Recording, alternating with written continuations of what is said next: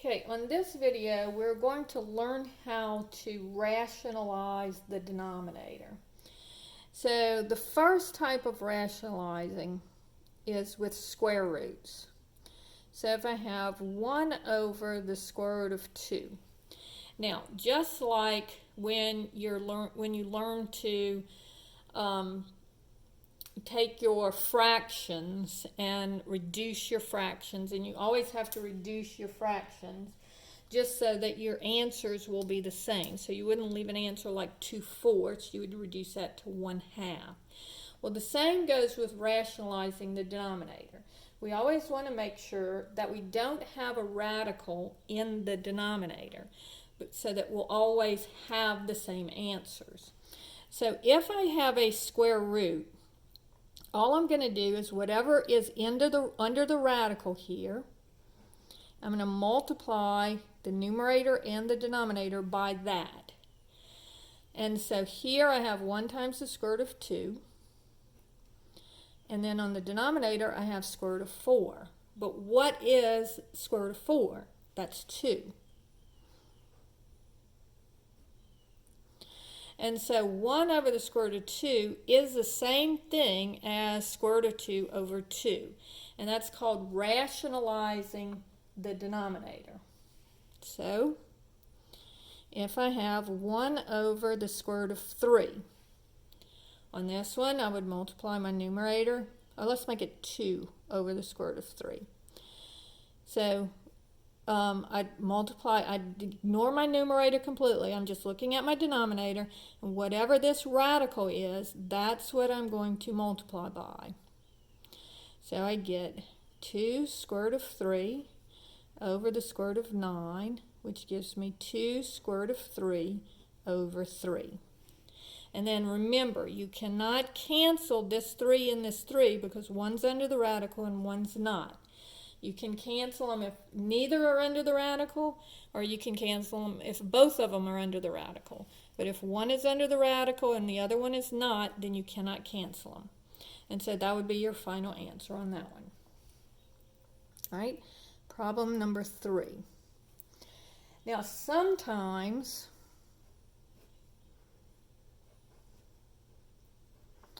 you have something that you can simplify first. So the easiest way to do this, and I could, if I wanted to, I could go ahead and multiply numerator and denominator by the square root of 50, but I'm going to have to end up simplifying that radical anyway. So always simplify first. So remember, the numbers we're looking for are square root of 4, square root of 9, square root of 25, and square root of 100, or the ones that most of the time occur. So do any of these go into 50? Yes, 25 does. So this would be 1 over the square root of 25 times the square root of 2. So now I have 1 over 5 square root of 2. So now the 5 is not a problem. The only thing that has a radical here is the square root of 2. So I'm just going to multiply my numerator and denominator by square root of 2. Which gives me square root of 2 over 5 square root of 4. The square root of 4 is 2.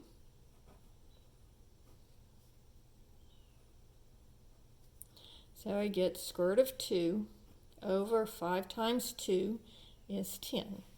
All right? So that's how you might have to simplify first and then take the square root and then rationalize. So let's do another one like that. So I have 1 over the square root of 8. So notice that a 4 will go into 8. So that would be square root of 4 square root of 2. And so now I have 1 over square root of 4 is 2. And we leave the square root of 2 underneath there. Then I have to rationalize. So the 2 is not a problem, but this 2 needs to be rationalized. So multiply numerator and denominator by the square root of 2. And I get 1 times square root of 2 is square root of 2 over 2 times 2 is 4. And so now, square root of 2 over 2, and then the square root of 4 is 2. So I get square root of 2 over 4. And again, I cannot cancel because one of them's under the radical and the other one is not. All right? So, problem number 5. If I have the square root of 81/5. Now, if I can divide those, I would, but I can't. 5 does not go evenly into 81. But notice I can take the square root of 81. So it's 9 over the square root of 5. And so that would give me square root of 5, square root of 5, 9 square root of 5 over square root of 25. So 9 square root of 5 over 5. Right? Right, problem number 6. 12 square root of 3 over the square root of 2. So here I'm going to multiply. I can't simplify anything. I can't cancel the 12 and the 2 because the 12 is not under the radical. So I'm going to multiply numerator and denominator by the square root of 2. So that gives me 12.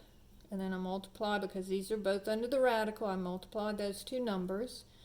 That's 6 over the square root of 4. Now, do not cancel this. Go ahead and finish rationalizing. So what is the square root of 4? That's 2. And then the 2 and the 12 will cancel to give me 6, square root of 6. So that's how you work those sorts of problems. Now, we also have problems that are similar but not exactly the same. So if I have, and this is just a trick that you need to know, 4 over 1 plus the square root of 5.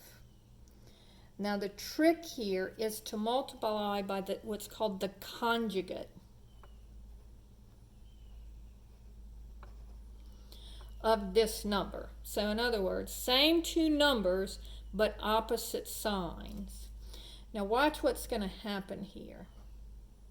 So in this one, I just want to take the same two numbers, but since this is plus, I'll make this minus. So I'm going to multiply my numerator and denominator by 1 minus the square root of 5. Now go ahead and leave, don't distribute, just go ahead and leave the 4 outside. But now let's go ahead and FOIL out this denominator. So 1 times 1, so 1 times everything, then the square root of 5 times everything. 1 times 1 is 1. And then 1 times negative square root of 5 is negative square root of 5. And then 1 times square root of 5 times 1 is plus square root of 5. And then square root of 5 times negative square root of 5 gives me negative square root of 25. So notice what happens here. These two cancel. And not only that, so I'm going to just copy down my numerator. But what is the square root of 25? That's 5. And so now I have 4 times 1 minus the square root of 5 over negative 4. And then how many times does 4 go in and negative 4 go into 4? Well, that would be the negative, and you could put a 1 here. You don't really need the 1.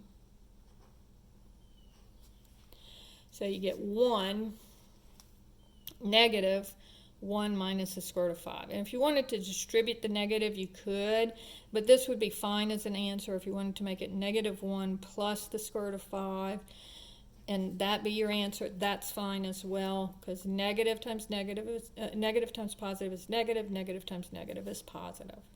Right? Now, what if I have 5 over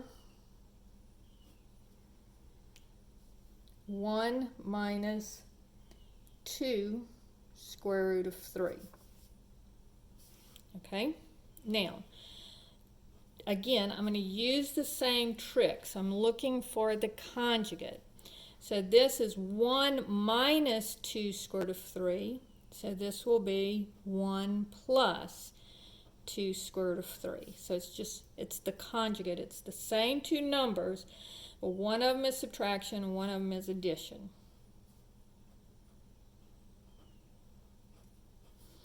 So let's see what I get this time. And again, notice how these 4's canceled at the end, so that's why you don't distribute your numerator. So this is 1 plus 2 square root of 3. And then in the denominator, I have 1 times 1 is 1. And then 1 times 2 square root of 3 is plus 2 square root of 3. And then negative 2 square root of 3 times 1. You see how those two middle terms always cancel out? And then minus 2 times 2 is 4. And square root of 3 times square root of 3 is square root of 9. So this gives me, so these two cancel. And I have 5 times 1 plus 2 square root of 3 over 1 minus, and this is 4, and the square root of 3 is 9. Square root of 9, I'm sorry, is 3. Sorry about that. And so this would be 5 times 1 plus 2 square root of 3 over 1 minus 12. So my final answer is going to be 5 times 1 plus 2 square root of 3 over negative 11. And this doesn't cancel, so I just leave it alone. So that's my final answer. So these are the problems this is how you work the problems where you have to deal with a conjugate. All right? All right.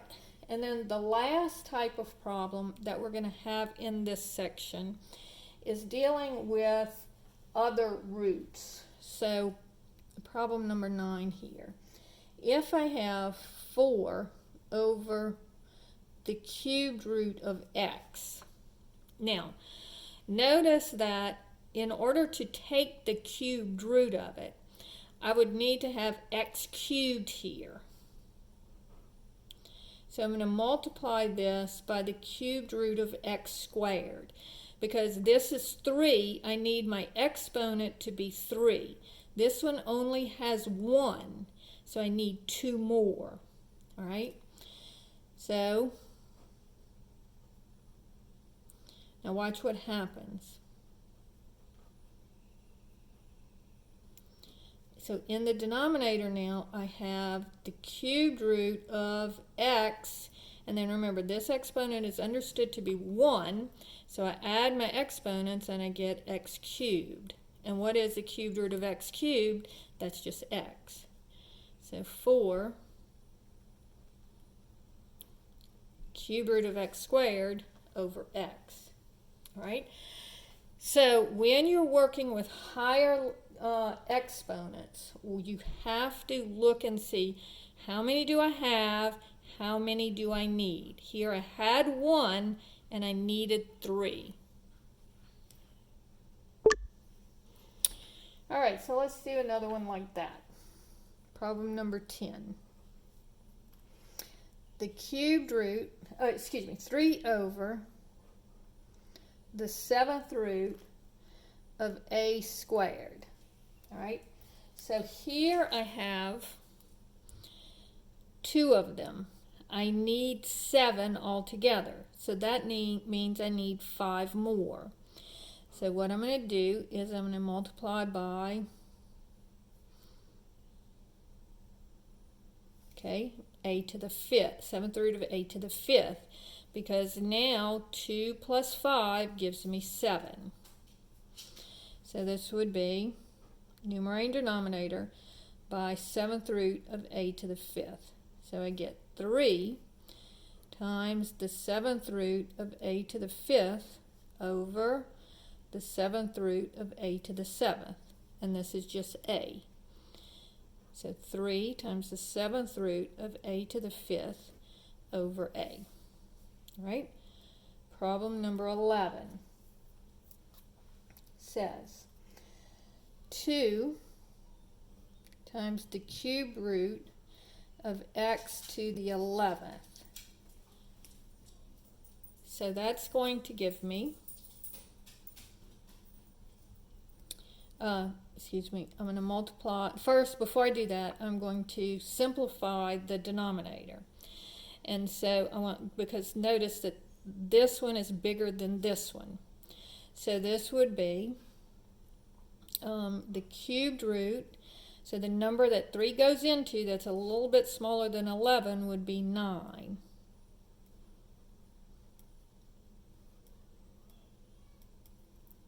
So this would be the cube root of x squared. So this gives me 2 over x to the third, because 3 into 9 goes 3 times the cubed root of x squared. So just like in these, you may have to simplify first, right? So now, looking at this, I need 3 of them. I have 2. So now I'm going to rationalize, and I'm going to multiply numerator and denominator by the cubed root of x, because 2 plus 1 gives me 3. So this gives me 2 cube root of x over x cubed times the cubed root of x cubed. So this just becomes x.